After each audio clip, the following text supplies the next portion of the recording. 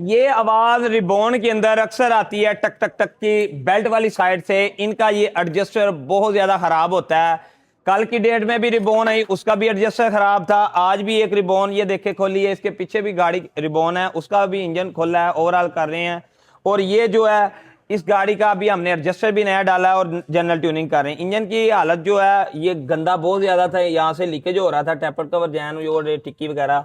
अभी मुकम्मल काम कर रहे हैं। गाड़ी लाहौर से आई है और गाड़ी के जो काम होने वाले हैं वो जनरल ट्यूनिंग, थर्मोस्टेट वाल है ही नहीं था, वो नया डाल रहे हैं। इसका जनरेटर का बैरिंग का मसला था, जनरेटर नया डाला है इन्होंने पहले ही, लेकिन जब चेक किया गया तो इस गाड़ी के बेल्ट के एडजस्टर का मसला था। और इस गाड़ी के अंदर जो वाटर कूलेंट जो है उसकी लाइट का मसला था, टेम्परेचर हाँ कभी फुल बताती थी, कभी कम बताती थी।